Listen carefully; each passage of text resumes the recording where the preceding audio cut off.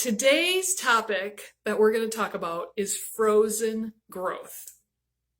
So what exactly is frozen growth? Well, I got to warn you, you're not going to find this in the dictionary. You're not going to be able to Google it. I just did. I just Googled it.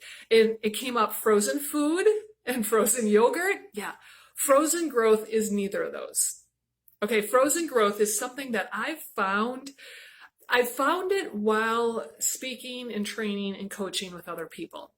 I'm finding it as not necessarily a trend, but a common stumbling block. So it's worth talking about. It's worth understanding and realizing when it's happening within you. All right, so frozen growth is one of three things. The first thing is complacency. I find frozen growth when complacency has really set in. Now, what's complacency? Well, I have a great story for you, and I think you all can maybe relate to this a little bit. My daughter has one semester of college left. One semester. She's taking 4 classes in the fall, and then she's going to have her journalism degree. And let me tell you, she has thought about quitting.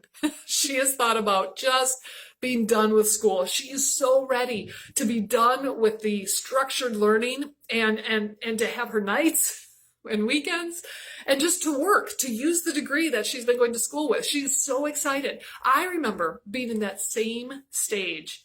That last semester of school, I was so sick of studying constantly. I had a little baby, I had a husband, and I was finishing my degree, and I just wanted to play at night with them. I remember that feeling so much. And people would tell me things like, oh, you're still going to have work to do at night, or I didn't care. I didn't want my school books. I didn't want to be studying anymore. Well, when that degree is in your hand, or when that certification is in your hand, it doesn't mean that you're done learning, right? It doesn't mean that you're done growing. I mean, the law of polarity says there's an opposite for everything. If there's an up, there's a down. If there's a left, there's a right. If there's not growth, there's dying. And we don't want that. We want to be growing. We want to be learning. But sometimes after we're out of the learning world for a while, we can become complacent. And when we become complacent, that's when frozen growth really sets in. Now, I did a little research and I found some staggering statistics. It was on the website literacyinc.com. Listen to this. It says that 33% of U.S. high school graduates never read a book after high school. What? Who does that, right? Okay, 80% of U.S. families have not purchased a book this year. Okay, that includes Audible, hardcover, softcover, whatever. Oh, maybe they're going to the library, right? Maybe they're totally at the library instead of purchasing. I hope. Now, 50% of books that are started are never read to completion. Now, that book, or that statistic, I should say, that one I actually promote. If you're reading a book and you're just not getting into it, who says you have to finish it? Quit reading it and go find a book that's going to actually do something for you. So I do promote that statistic, but listen to this last statistic. 70% of adults have not been in a bookstore for the past 5 years. I can't keep my husband and I out of bookstores. I literally had to drag him. I'll post a picture of it after this video. I had to drag him out of a bookstore in the airport a few weeks ago because we had to get to our airplane. I mean, they're just magnetically attracting to us. Okay, so complacency is that first level of frozen growth, and not even a level. It's just an area that people can find frozen growth if you find complacency happening in your life. So let's not get there, right? And maybe we don't. Maybe we have a book reading schedule and we have some systems in place. So complacency isn't something that we really struggle with. But here's another way that we can experience frozen growth. We don't know where to start. We don't know what to do to even start growing or continue growing. I remember it was about 20 years ago. We were building our house. I was on my way out to the property to see where the building was at for the day. I was in my green Avalanche vehicle. I remember the vehicle because I had my fists on the steering wheel and I was pounding the steering wheel. I was frustrated. I had so much brewing within me, so much passion, so much talent between my husband and I. We have so much to give. And I just didn't know how or where or what to do, and it wasn't happening fast enough. And sometimes that freezes us and we're stuck in frozen growth. And then there's another way. There's another way that I've seen people get really stuck in frozen growth. And it's because we set too high of expectations for ourselves. I have big goals. I have large goals. And it's not happening fast enough, and I'm frustrated, and I freeze. I freeze. So when we freeze in our growth, and I said earlier, the law of polarity, there's always an opposite. If we're frozen in our growth, we could be dying. I mean, think about, actually, I've experienced this year. I'm a reader of personal development books. I'm not really a fictional reader or any other kind of reader. It's just personal development books. Well, this year, I always read one fiction book every year. But this year, I'm purposely reading more than just one fiction book a year and more than just personal development books. I've read 2 memoirs already, and I have a third one ready to rent from the library. And they read differently than a personal development self-help book. Like my reading practice, I was totally out of practice. Even reading fiction, I couldn't get into it very easily in the beginning because I was out of practice. So when we're stuck in frozen growth, we're not growing, we're not in practice, and it is harder for us to push forward and move into a new arena. On Tuesday, when I was live in this page, or if you're watching this on the YouTube channel or even listening to the podcast, on Tuesday I talked about a superpower that we all have that's related to our thoughts. Well, there's another superpower that we all have that's related to our emotions. It's our emotional intelligence.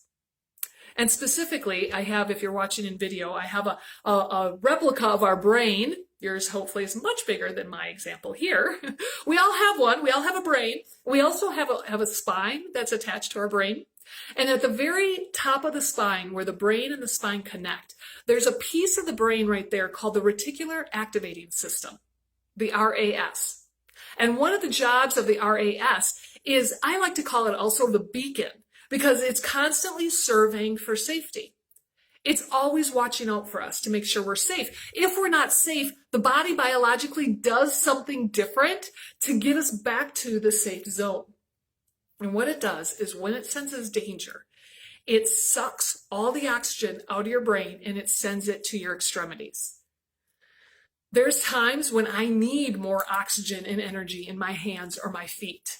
This is when I'm going to fight or I'm going to flight. I might also freeze. A few years ago, it was 4th of July weekend, and we were up north at our land. What we do with the land is we constantly clear out different paths and take care of the land for hunting season.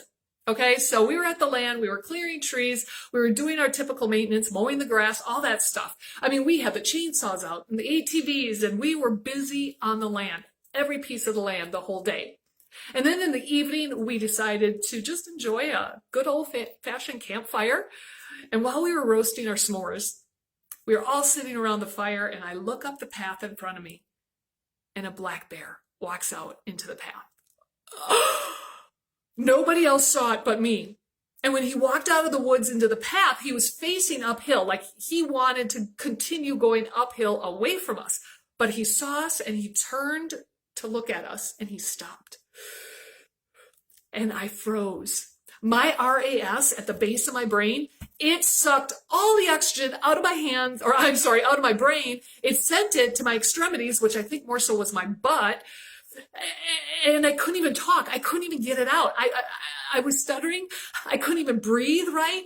And all I said was, there's a bear. And my wonderful family all looks at me and says, what? Yeah, now is not a time to pick on me for my stuttering issue. Now is a time to look. And when they looked, the bear turned and like started facing us. And every one of us froze. I had no oxygen in my brain to help me think logically, to help me think rationally, to even think creatively. We just froze. And thankfully, the bear quickly lost interest in us and continued up the hill away from us. And we packed up and went home. Because I needed to turn my brain back on. I just lost a lot of oxygen and it went to the wrong places. I needed to turn my brain back on. And this is what the key point is here, is we have to understand biologically what's happening within us. We have to learn how to turn our brain back on, because our brain is going to sense danger even when there's no bear in front of us. I mean, it could be us sitting at our computer reading an email or somebody's post that just frustrates us or threatens us. Our oxygen is going to be sucked out of our brain in situations that maybe physically don't sense any danger, but yet it's very dangerous for us. That's where emotional intelligence comes in. We need to understand this. We need to learn how to turn our brain back on. Now, thankfully, scientists have proven that lavender and a baby's giggle will always turn somebody's brain back on. Yeah, when I saw that bear, I didn't have my lavender oil and I didn't have a baby or even my YouTube. I didn't even know where my phone was to pull up on YouTube a baby's giggle. Not an option, but there are other things we can do. I mean, breathing alone, I remember I couldn't even catch a breath. I was breathing very shallowly. Breathing alone is going to push oxygen into our brain. And maybe sometimes we need to get up and walk away. Just time away from the situation will help turn the brain back on. You know, when it comes to frozen growth, start somewhere.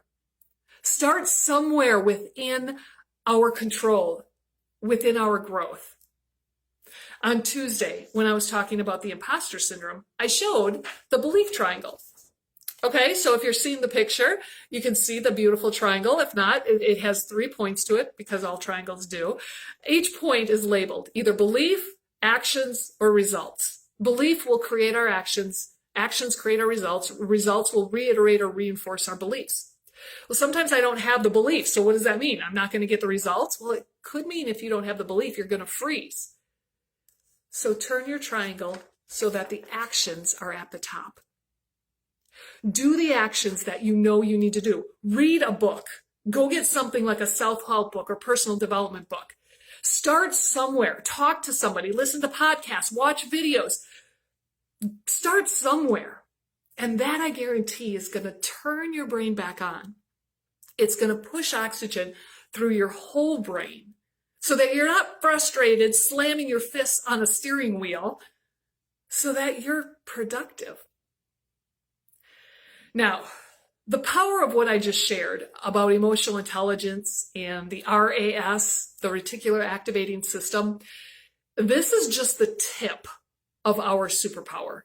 It's just the tip of emotional intelligence. There's so much more. There's so much more depth. There's so many more details, so many more resources. This superpower, there's so much more to just bring it to its fullest. It's in you. It's in every one of us. We just don't know how to use it, right? It's like frozen EQ. So where can you find more resources? Well, have you heard about the new online program coming out on June 1st? It's called You Have Superpowers. If you haven't heard about it, I'm going to post a link after this video so that you can click on it and read more details about it. So I coach many different types of professionals. I coach different levels of executives, new leaders, old leaders, all ages, all genders, all generations, all of the above. Anytime I work with anybody, anytime I work with anyone, there's this baseline of knowledge that's critically important that you have, because it's going to come up every time we coach. You Have Superpowers is the baseline of knowledge.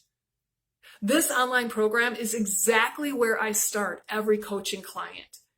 The tool is going to give you that foundation in your growth, wherever you want to go. And it's just a beginning. But the program is going to guide you to what's next. The program is going to give you tools for your future growth. So, where do you start? We have to start somewhere. We better make sure our brains are fully on, right? Make sure that oxygen is fully consumed in our brain. Well, be sure to check out this online program. And next Tuesday, the day after the holiday, I am going to be here live again with a new content, a new piece of topic, and it's called The Difference Between You and Your Idol. I look forward to talking to you all really soon. Until then, enjoy your weekend. Thanks for joining me live. See you next time.